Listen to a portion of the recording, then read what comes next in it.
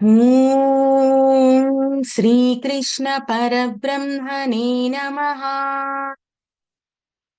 ఓం శ్రీకృష్ణ పరబ్రహ్మణే నమః. ఓం శ్రీకృష్ణ పరబ్రహ్మణే నమః. భగవద్గీతను రచించిన వేదవ్యాసుల వారికి నమస్కరిస్తూ ఎంతో మంది గురువులకు మనకు ఈ జ్ఞానాన్ని అందించారు. వాళ్ళందరికీ కూడా ఒకసారి నమస్కరిస్తూ మనసులో మనస్ఫూర్తిగా ధన్యవాదాలు తెలియజేసుకుందాము. మరియు ఎంతో చక్కగా ఈ భగవద్గీత పారాయణం రోజు జరుపుకుంటున్నందుకు, దానికి సహకరిస్తున్న సృష్టికి మరియు ఇక్కడికి విచ్చేసిన వారందరికీ కూడా నమస్కరిస్తూ ధన్యవాదాలు తెలియజేసుకుంటున్నాను. మరి ఈరోజు సెషన్ని మనము జ్ఞాన యోగంలోని 40 నుండి 42 శ్లోకాల వరకు నేర్చుకుందాము. ముందుగా జ్ఞానయోగంలోని 40వ శ్లోకము.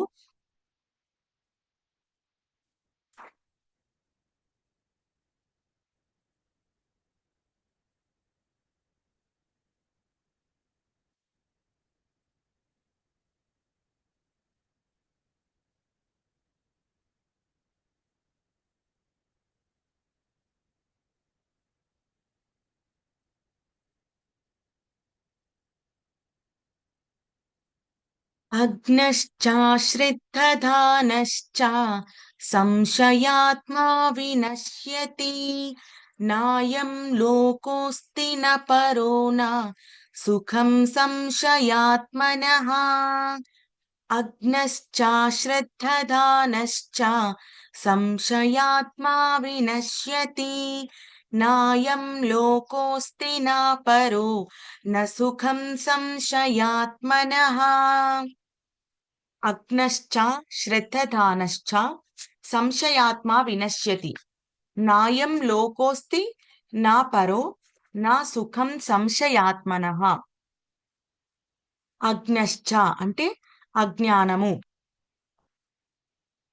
పరమార్థ విషయాల గురించి తెలియకుండా ఉండడం. అసలు పరమాత్మ అంటే ఏంటి, ఆత్మ అంటే ఏంటి, అసలు దైవం అంటే ఏంటి, ఈ విషయాల గురించి ఎలాంటి నాలెడ్జ్ కూడా లేకుండా ఉండడమే అజ్ఞానము. అసలు దాని గురించి కనీసం తెలుసుకోవాలన్న ప్రయత్నం కూడా చెయ్యకపోవడము. తను ఏదైతే కేవలము చూస్తున్నాడో లేదా చూడబడుతున్నాడో, తను ఏదైతే చూస్తున్నాడో ఆ కనిపించే ప్రపంచమే నిజము అని నమ్మి నమ్మి ఉండే వ్యక్తి, అలాంటి వ్యక్తి అజ్ఞాని.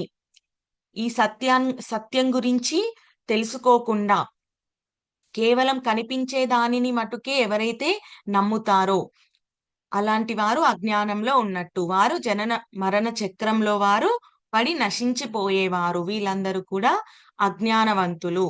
ఎవరైతే పరమార్థ గురించి, పరమాత్మ గురించి తెలుసుకునే ప్రయత్నం చేయకుండా, దాని గురించి తెలుసుకోకుండా, అట్లీస్ట్ ప్రయత్నమైనా చేయకుండా కేవలం వాళ్ళు ఏది కనిపిస్తే దానినే నమ్మే వ్యక్తులుంటారో అలాంటి వాళ్ళు అజ్ఞానవంతులు. వాళ్ళు జనన మరణ చక్రంలో వాళ్ళు ఎప్పుడూ పడి నశించిపోతూనే ఉంటారు. అది అజ్ఞశ్చ అంటే. అశ్రద్ధ. అశ్రద్ధ అంటే శ్రద్ధ లేనివాడు. ఎప్పుడైతే నమ్మకం ఉండకుండా ఉంటుందో అలాంటి వారు శాస్త్రాల మీద, గురువులు చెప్పే మాటల మీద వారికి ఎలాంటి నమ్మకము కూడా ఉండదు.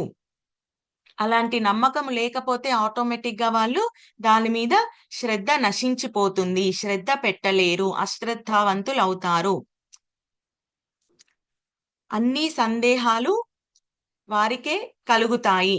సందేహాలు కలిగినా కూడా వారు దానిని తీర్చుకునే ప్రయత్నం చెయ్యకుండా ఆ మాటల మీద కానీ, ఆ శాస్త్రాల మీద కానీ వాళ్ళు శ్రద్ధ పెట్టకుండా ఉంటారు. దేనిని నమ్మకుండా నశించిపోతారు.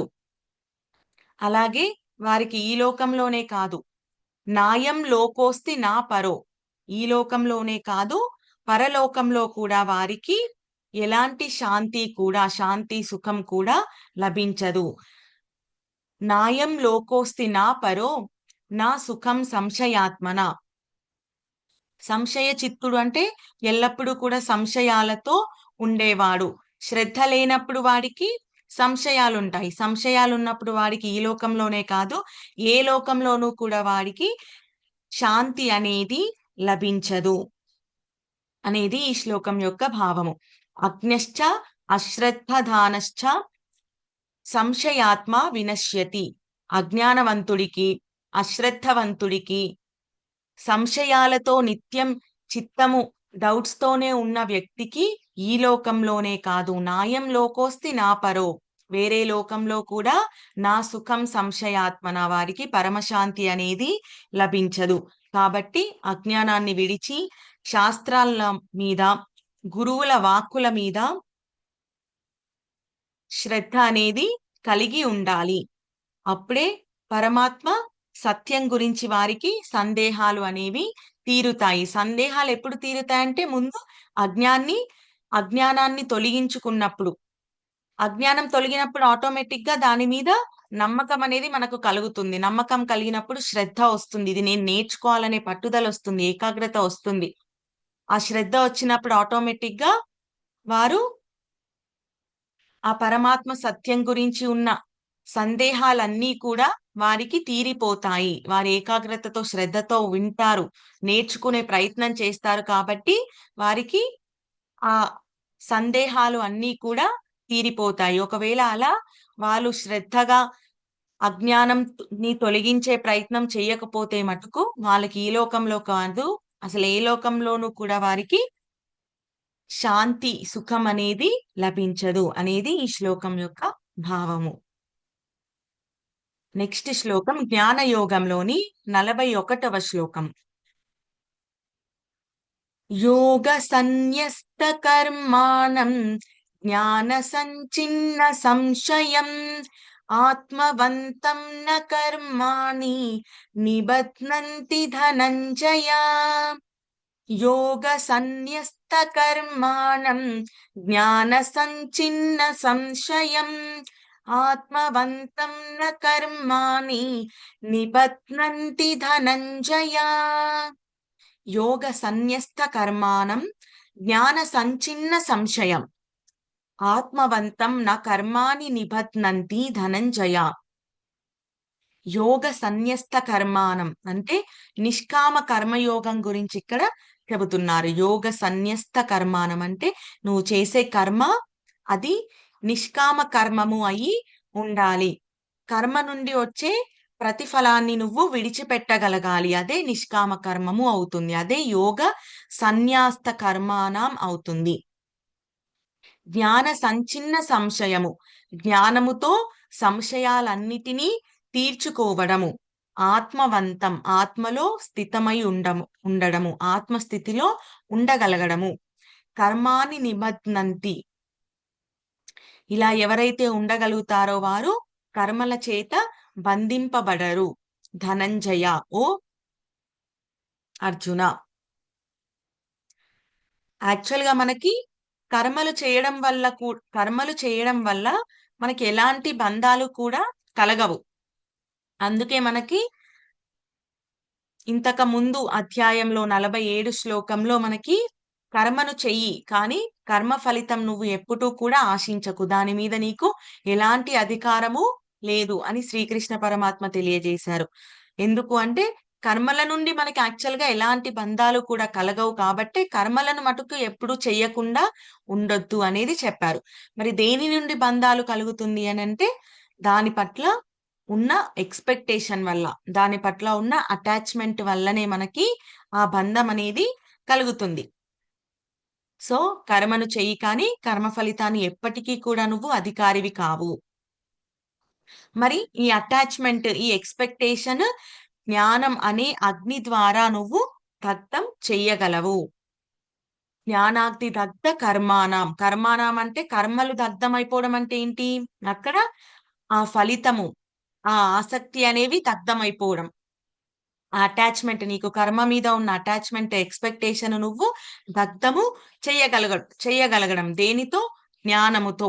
ఈ జ్ఞానము కలగనంత వరకు కూడా వారు ఎంత ధనవంతులైనా, ఎంత బలవంతులైనా, ఎంత విద్యావంతులైనా, ఇంత సౌందర్యవంతులైనా కూడా వారికి కర్మబంధాలు అనేవి తప్పవు. వారికి కలుగుతూనే ఉంటాయి. వారికి ఎప్పుడూ కూడా విముక్తి అనేది లభించదు. కాబట్టి మరి ఈ జ్ఞానం ఒక్కటే దానికి పరిష్కారం. ఆ విముక్తి కలగడానికి. సో ఎలాంటి జ్ఞానము అనంటే ఆత్మ జ్ఞానము. ఆత్మ జ్ఞానాన్ని తెలుసుకొని ఆత్మలోనూ స్థితమై ఉన్నప్పుడే నీకు ఆ కర్మల నుండి, కర్మ బంధాల నుండి విముక్తి పొందగలుగుతావు. ధనంజయ అంటే ధనాన్ని జయించినవాడా అంటే ఎవరిక్కడ? అర్జునుడు. అర్జున అని శ్రీకృష్ణ పరమాత్మ అర్జునుడికి తెలియజేస్తున్నాడు. యోగ సన్యస్త కర్మానం నిష్కామ కర్మయోగము మరియు జ్ఞానంతో సంశయాలను తీర్చుకోవడము మరియు ఆత్మవంతం ఆత్మలో స్థితమై ఉండడము. ఈ మూడిటి ద్వారానే నీకు కర్మబంధాల నుండి విముక్తి పొందగలుగుతాము. మనందరము కూడా విముక్తి పొందగలుగుతాం అనేది ఈ శ్లోకం యొక్క భావము. నెక్స్ట్ జ్ఞానయోగంలోని 42వ శ్లోకము.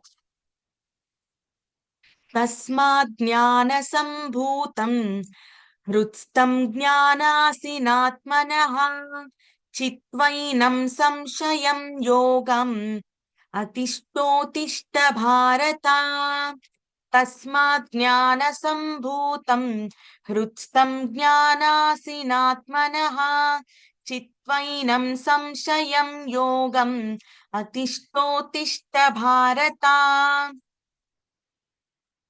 తస్మాత్ కాబట్టి జ్ఞాన సంభూతం. తస్మాత్ అజ్ఞాన సంభూతం అంటే ఇక్కడ అజ్ఞాన సంభూతం అంటే తస్మాత్ అంటే కాబట్టి అజ్ఞాన సంభూతం నీ హృదయంలో ఉన్న అజ్ఞానాన్ని జ్ఞాన సినాత్మనః. జ్ఞాన సినాత్మనః అంటే జ్ఞానము ద్వారా. కాబట్టి ఓ అర్జున నీ హృదయంలో ఉన్న అజ్ఞానాన్ని జ్ఞానము అనే ఖడ్గము ద్వారా చిత్వైనం సంశయం ఆ సంశయాలనన్నిటినీ కూడా ఛేదించు. ఆ అజ్ఞాన్ని పంపివేయు. జ్ఞానము ద్వారానే అజ్ఞానము తొలగిపోతుంది. అంటే అజ్ఞానం తొలగిపోవడం అంటే ఆటోమేటిక్ గా జ్ఞానము అంటే వెలుగు వచ్చినప్పుడు చీకటి దూరం అవడం ఎంత సహజం ఆటోమేటిక్ గా జరిగిపోతుంది కదా.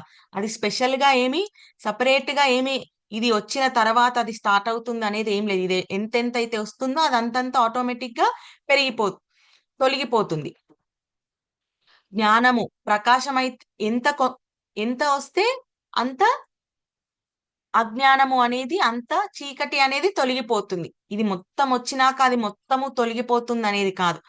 ఇది ఎంతెంత అయితే వస్తుందో ఎంతెంత ప్రకాశము మన మన జీవితాల్లోకి వస్తుందో అంతంత చీకటి అనేది తొలగిపోతుంది. అలాగే ఎంత జ్ఞానము నేర్చుకుంటే ఆటోమేటిక్ గా అక్కడ అజ్ఞానం అనేది అంత తొలగిపోతుంది. జ్ఞానాసిన అంటే జ్ఞానం ఒక్కటే నిన్ను ఆ జ్ఞానం నుండి తొలగించగలదు. అదే నిన్ను అందులో నుండి బయట పడేయగలదు. నీ హృదయంలో ఉన్న అజ్ఞానము తొలగించగలదు. జ్ఞానాసినాత్మానం జ్ఞానం ఒక్కటే ఆ సమర్థత అనేది కలిగి ఉంది. అజ్ఞాని పంపేయడానికి అంధకారం తొలగించడానికి ఎలాగైతే వెలుగు ఒక్కదానికే సమర్థత ఉందో అలాగే అజ్ఞానాన్ని నీ హృదయంలో ఉన్న అజ్ఞానాన్ని తొలగించడానికి ఆ జ్ఞానానికి ఒక్కటే ఆ సమర్థత ఉంది. హృదత్సం అంటే ఇక్కడ హృదయంలోనే మనకి ఈ సంశయాలు కానీ, మోహం కానీ, అటాచ్‌మెంట్ కానీ, ఎక్స్‌పెక్టేషన్స్ కానీ ఇవన్నీ కూడా హృదయంలో నివాసం ఉంటున్నాయి. మనం ఇంతకుముందు చెప్పుకున్నాం గదా! అంతర్శత్రువుల గురించి కామ, క్రోధ, లోభ, మద, మాత్సర్యాలు ఇవన్నీ కూడా హృదయంలో నివాసం ఉంటున్నాయి. అందుకే అంతర్శత్రువులు అంటున్నాం. హృదయం మన అంతరంగంలో ఉంది. కాబట్టి అంతర్శత్రువులు ఎందుకంటున్నామంటే ఈ శత్రువులన్నీ కూడా హృదయంలో నివాసమై ఉంటున్నాయి. కాబట్టి ఆ హృదయంలో ఉన్న వాటినన్నిటినీ కూడా ఏది తొలగించగలదు అంటే జ్ఞానం ఒక్కటే ఆ జ్ఞానానికి ఒక్కటే ఆ సమర్థత అనేది ఉంది. హృదయంలో నివాసం ఉంటున్న ఈ అంతర్శత్రువులని తొలగించడానికి.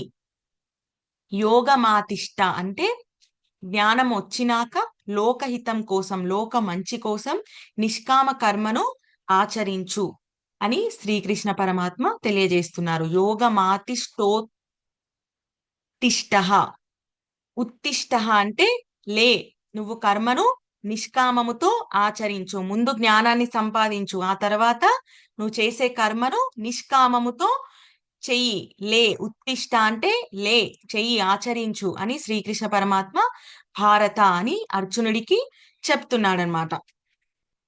ముందు జ్ఞానాన్ని పొందితే నీకు అర్థమవుతుంది ఆ కర్మను ఎలాంటి ఇంటెన్షన్ తో చేయాలి, ఎలాంటి భావనతో చేయాలి, ఏ విధంగా చేయాలనేది నీకు అర్థమవుతుంది. కాబట్టి ఇక్కడ శ్రీకృష్ణ పరమాత్మ ముందు జ్ఞానాన్ని సంపాదించు, దాని తర్వాత యోగమాతి, ఆ కర్మాన్ని నువ్వు యోగంగా చెయ్యి అంటే ప్రతిఫలం ఆశించకుండా నిష్కామముతో, ఆసక్తి లేకుండా, ఎలాంటి అటాచ్మెంట్ లేకుండా చెయ్యి. ఉత్తిష్టోలే అని అంటే చెప్తున్నాడు, స్ట్రాంగ్ గా చెప్తున్నాడనమాట. లే, ఇంకా నువ్వు ముందు జ్ఞానాన్ని సంపాదించు, ఆ తర్వాత లోకహితం కోసం, లోకం మంచి కోసం నువ్వు నిష్కామముతో కర్మను ఆచరించు ఓ అర్జున, ఓ భారత అని శ్రీకృష్ణ పరమాత్మ తెలియజేస్తున్నారు. దీనితో మనకి జ్ఞానయోగం మనకి సంపూర్ణం అయింది. జ్ఞాన కర్మ సన్యాస యోగం అనేది మనకి 42 శ్లోకాలతో మనకి సంపూర్ణమైంది. ఇది మనకి లాస్ట్ శ్లోకం. మరి రేపు మనము నెక్స్ట్ అధ్యాయంతో మొదలు పెట్టుకుందాము. మరి ఈరోజు ఈ శ్లోకాల ద్వారా మనకు జ్ఞానం ఒక్కటే ఆ అంధకారం నుండి మనల్ని రక్షించగలుగుతుంది, ఆ అంధకారాన్ని తొలగించగలుగుతుంది. దానికి ఒక్కటే ఆ సమర్థత, శక్తులు ఉన్నాయి అనేది మనము తెలుసుకున్నాము. మరి రేపు మళ్ళీ ఇదే టైంకి మనందరము కలుసుకుందాము. అంతవరకు సెలవు. జై శ్రీకృష్ణ. హరే కృష్ణ హరే కృష్ణ, కృష్ణ కృష్ణ హరే హరే, హరే రామ రామ రామ హరే హరే.